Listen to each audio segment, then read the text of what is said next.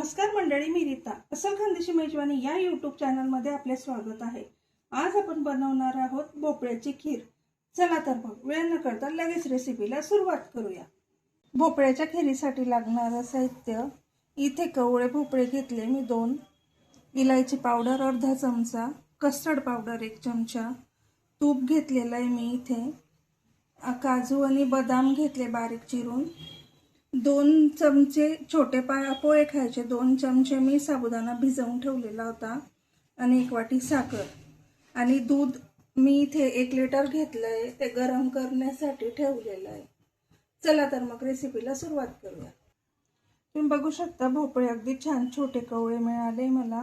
कसे मिळाले तर बघा, मोठा असेल तर मधला गाभा जो असतो तो काढून टाकून द्यायचा आपल्याला, याची साल काढून घ्यायची आधी। हे छोटे म्हणून मी 2 घेते, मोठा असेल तर तुम्ही एकच वापरू शकता। माझी दोघे याची साल काढून घेते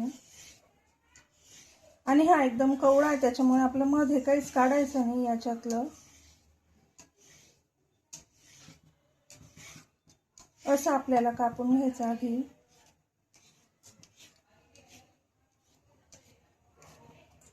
आपण सगळ्या रेसिपी ह्या आधी तिखट टाकलेल्या आहे, त्यामुळे आज आपण गोड रेसिपी बनवतोय। भोपळा आपल्याला किसून घ्यायचा आहे हाताने आधी। बघा एकदम कवळ्यामध्ये, त्याच्यामुळे मधलं मी काहीच काढत नाहीये। मोठा असेल तर मधलं बिया वगैरे असतात ते काढून टाकायचं आहे।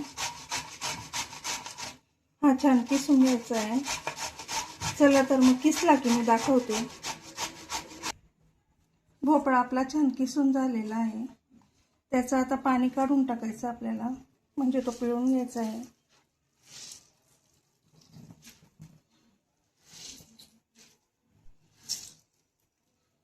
त्याचं जेवढं पाणी निघेल तेवढं आपल्याला काढून टाकायचं आहे।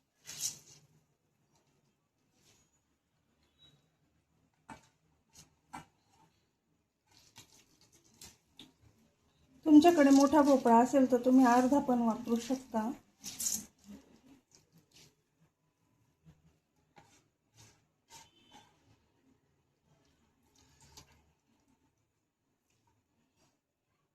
इथे मी कढई ठेवलेली आहे, याच्यामध्ये आपल्याला आता तूप टाकून घ्यायचं आहे। तूप टाकलंय मी 1 चमचा। यामध्ये आपल्याला पहिले आता हे काजू बदाम आहे ना ते फ्राय करून घ्यायचे।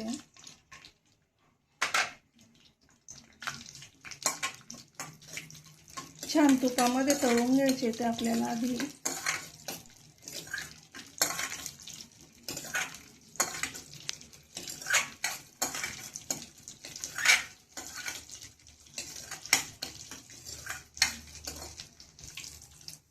आपले हे काजू आणि बदाम छान तळून झाले, याच्यातच आपल्याला आता हा भोपळा टाकायचा आहे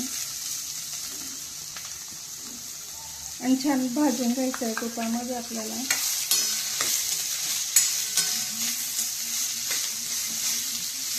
मंद आचेवर भाजायचा आहे छान।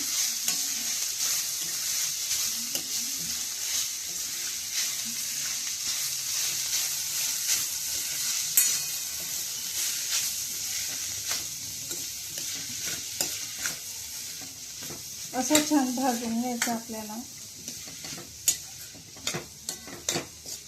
त्याचा कच्चा वास निघून जाईल तोपर्यंत आपल्याला भाजायचा आहे छान। आपण गाजरचा हलवा जसा परततो तसा परतून घ्यायचा आहे।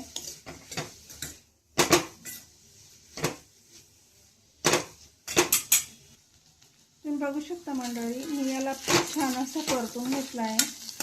1-5 मिनिटं झाले मी याला परतते छान। याच्यातून असं तूप सेपरेट व्हायला लागलंय आता। पाण्याचा अंश जो असतो याच्यातला थोडाफार राहिलेला तो निघून जातो।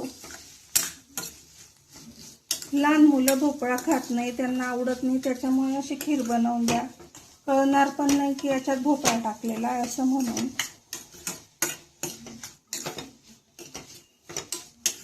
भोपळा आहे असं समजत पण नाही त्याच्यामध्ये। आता आपल्याला ते गरम दूध झालेलं आहे, त्याच्यामध्ये हे टाकून घ्यायचं आहे. मी गॅस बंद करते. आता आपल्याला हे याच्यात ओतून घ्यायचं आहे छान. मी आधी एक दूध गरम करून घेतलेलं होतं.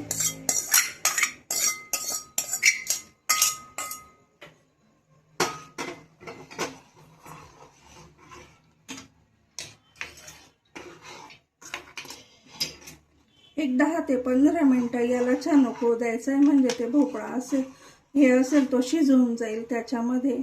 आता यात आपल्याला साबुदाणा टाकायचा आहे.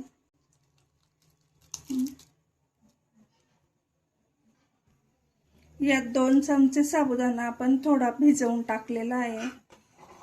साबुदाणा टाकल्यामुळे ना थोडंसं म्हणजे असं मऊ छान लागते ती खाण्यासाठी, रबडी सारखी होते. आता ही छान उकळू द्यायची आपल्याला. यामध्ये आता थोडी कस्टर्ड पावडर टाकायची आपल्याला. हे उकळल्यानंतर एक 5 मिनिटं उकळू द्यायची, नंतर टाकायचं आहे.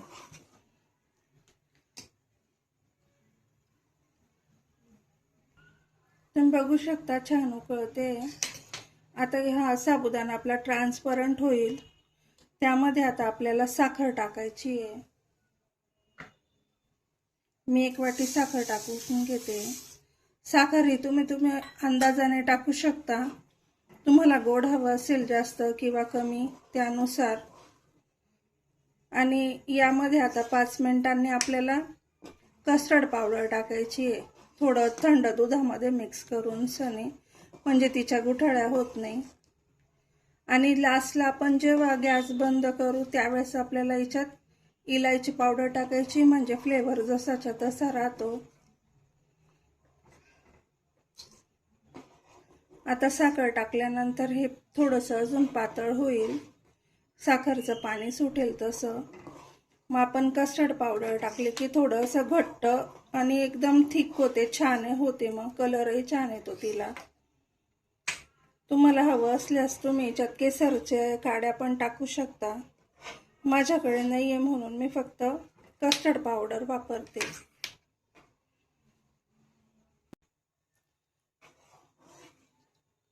कस्टर्ड पावडर टाकून घेतली मी. त्याच्यामध्ये 1 चमचा थंड दुधात मिक्स करून टाकायची. ती क्लिप त्याच्यातून मिस झाली थोडी, म्हणून सांगते मी तुम्हाला. तुम्ही बघू शकता आपली खीर छान घट्ट झाली. आताच मी जस्ट कस्टर्ड पावडर टाकली तिच्यामध्ये. आता ही 5 मिनिट आपल्याला उकळवून घ्यायची आहे. साबुदाणा पण ट्रान्सपरंट झाला आपला छान. तुम्ही हवं असल्यास साबुदाणा टाका किंवा नाही आवडत असल्यास नका टाकू. पण साबुदाण्याने असं क्रीमी टेक्स्चर येतं, म्हणून तुम्ही टाकून एकदा करून बघा. अशी खूप छान लागते. मी दुसऱ्यांदा बनवते. आता हे 5 मिनिट आपल्याला छान उकळू द्यायची आहे मंद आचेवर. आणि मग नंतर गॅस बंद करायच्या वेळेस आपल्याला याच्यामध्ये इलायची पावडर टाकायची, म्हणजे फ्लेवर जसाच्या तसा राहतो. छान अशी उकळते. आता यामध्ये आपल्याला अर्धा चमचा इलायची पावडर टाकून घ्यायची आहे आणि छान मिक्स करून घ्यायचं आहे. ही आता तुम्ही बघू शकता एवढी घट्ट आहे. आपल्याला ही न थंड करण्यासाठी ही थोडी थंड झाली की फ्रीजमध्ये ठेवायची. ही पूर्ण गार होऊ द्यायची आहे. एकदम घट्ट होते, छान क्रीमी, आणि मग खायची आपल्याला. एकदम छान चविष्ट लागते. अशी एकदा नक्की करून बघा. चला तर मग आपल्याला गॅस बंद करून घ्यायचा आहे. थंड झाल्यावर ही घट्टच होणार आहे खूप. आताच बघू शकता तुम्ही खूप घट्ट झाली आहे. आता गॅस बंद करते मी. तर मंडळी आपण बघू शकता आपली भोपळ्याची खीर तयार आहे. अशाच खमंग रुचकर आणि स्वादिष्ट रेसिपींसाठी आपल्या अस्सल खानदेशी मेजवानी या यूट्यूब चॅनलला सबस्क्राईब करा आणि फेसबुक पेज आणि इन्स्टा ID ला फॉलो करायला विसरू नका. रेसिपी आवडल्यास व्हिडिओला लाईक करा, शेअर करा, कमेंट करा. धन्यवाद.